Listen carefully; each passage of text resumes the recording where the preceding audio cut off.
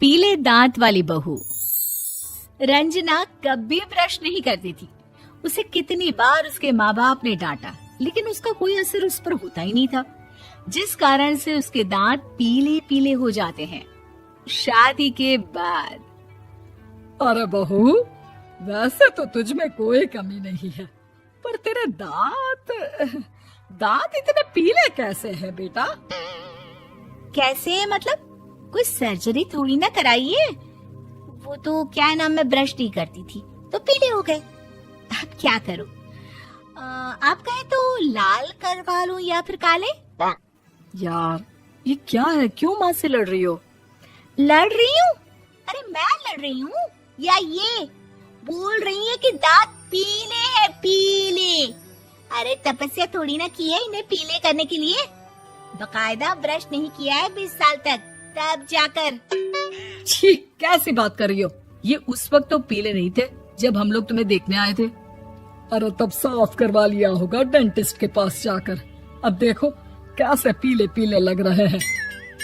रंजना सास की तरफ गुस्से से देखती है। फिर शुरू हो गई पीले पीले पीले। अरे पीले तो तब भी थे जब मेरे हाथ का रसगुल्ला उड़ा उड़ा कर खा रही थी और बोल रही थी, लड़की नहीं गुणों का खजाना दे रहे भाई साहब आप।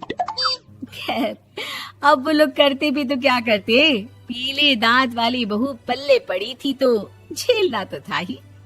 एक दिन कीर्तन में रंजना गाना गा रही थी। अरे कमला बहन, माँ का द्वार है, यहाँ तो सब शुद्ध होकर आते हैं, फिर अपनी बहू को ब्रश भी नहीं करवाती तुम। दूर से पीले पीले दांत भक्ति में बाधा उत्पन्न कर रहे हैं। अरे कोई 2 साल के बच्चे थोड़ी ना लेकर आई हूँ मैं बहू बनाकर। अच्छी खासी लड़की है, अरे कैसे करवाऊं ब्रश? ये तो उसे खुद करना चाहिए ना। अब माँ बाप तो इसके जैसे तैसे निपटा दिए, ये नहीं सोचा कि सास कैसे संभालेगी। सास बहू को लेकर घर आ जाती है, लेकिन सोच लेती है कि अब इसे लेकर कहीं नहीं जाएगी। अगले रोज बहू कहती है, अरे क्या हो गया, मंदिर नहीं जाना क्या? कीर्तन का वक्त हो रहा है। मेरी मधुर वाणी से कान्हा जी जागते हैं और सोते हैं। आप तो जानती है ना उनकी भक्ति में कितना मन लगता है मेरा। वो क्या है ना, तबीयत ठीक नहीं लग रही है मेरी, आराम करूंगी मैं। तबीयत ठीक नहीं लग रही? अभी तो मिथुन के गाने पर नाच रही थी आप, और अब बोल रही है कि तबीयत ठीक नहीं लग रही। अरे भक्ति में मन लगा लो सासू माँ, ऊपर जाना है, क्या मुंह दिखाओगी आप? हाँ? सास को बहू की बात पर गुस्सा आ जाता है। मैं क्या मुंह दिखाऊंगी, इसकी चिंता तो ना कर, समझी? अपने मुंह की चिंता कर, जो ये पीले पीले दांत लेकर हर जगह पहुंच जाती है। पता है लोग कितना मजाक बनाते हैं। ना जी ना, मैं नहीं जाना कहीं तेरे साथ। तो ये बात है। कोई ना, मत जाओ, मैं अपने कमरे में ही बैठकर भक्ति कर लूंगी। ऊपर वाला दांत थोड़ी ना देखता है, मन देखता है, भावना देखता है। और अरे बस बस, तू सब कुछ दिखा, बस ये सफेद चमकदार दांत ना दिखाना किसी को, है? जा यहाँ से। बहू को सास की बात का कोई फर्क नहीं पड़ता, वो तो जैसी थी वैसी ही रह जाती है।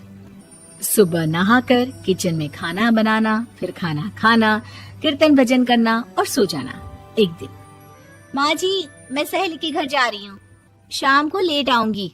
हाँ हाँ तो जाना, मैंने कौन सा तेरी आरती करनी है घर पर बैठकर। रंजना सहेली के घर जाती है, जहाँ वो पार्टी में जाने की तैयारी कर रही होती है। अरे शिखा, कहाँ जाने की तैयारी कर रही है? मैं गलत वक्त पर आ गई क्या? अरे नहीं यार, उल्टा सही वक्त पर आई है। मैंने ये साड़ी और ज्वेलरी निकाली है यार, शाम को इनके ऑफिस की एक पार्टी में जाना है। बताना कैसा लग रहा है ये सब? नहीं यार, इस ड्रेस के साथ तो वो वाली ज्वेलरी अच्छी लगेगी। हाँ हाँ सही बोल रही है, मैंने ध्यान ही नहीं दिया। वैसे तो हमेशा से मस्त फैशन सेंस रखती है। तो बड़ा जाती होगी ना पति के साथ पार्टी में। रंजना कुछ नहीं बोलती, बस सोचती है कि यार काश ये बात सही हो जाती, पर मैं क्यों नहीं जाती पार्टी में? क्या इन लोगों की कोई पार्टी होती नहीं होगी? रंजना घर आती है और रात में पति से सवाल करती है, एक बात बताइए, आप मुझे किसी पार्टी में क्यों नहीं ले जाते? क्या आपके यहाँ ऑफिस में पार्टी नहीं होती? पति बेचारा क्या कहता कि दांत पीले हैं तुम्हारे इसलिए। अरे कोई पार्टी होती नहीं हम लोगों के ऑफिस में, तो कहाँ से लेकर जाऊं? और मार्केट, मॉल, कहीं वीकेंड घूमना, कहीं तो। अरे यार सारे हफ्ते में एक छुट्टी मिलती है, तो सोचता हूँ कि आराम ही कर लूं। क्यों? रंजना मन मार के रह जाती है। पहले कभी सास के साथ मंदिर जाया करती थी, लेकिन वो भी सास ने ले जाना बंद कर दिया। घर बैठी बैठी रंजना बोर हो जाती है। तभी उसे आइडिया आता है और वो मायके जाने का सोचती है। सासू माँ, 2 दिनों के लिए मम्मी के घर जा रही हूँ। अच्छा अच्छा ठीक है, आराम से जा।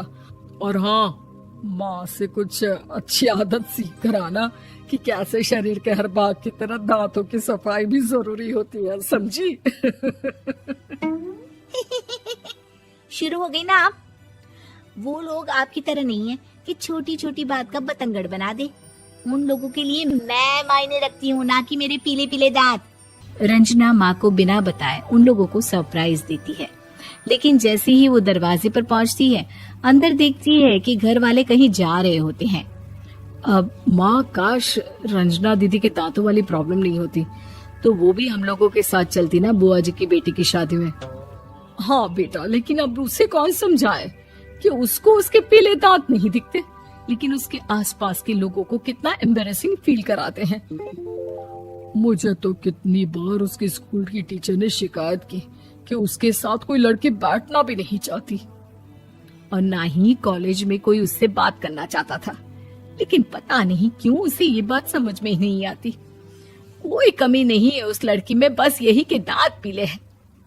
वो तो भला हो जीजा जी और उनकी माँ का, जो दीदी को जैसी है वैसे ही रखा हुआ है। रंजना को अपने घर वालों की बात सुनकर बहुत दुख होता है।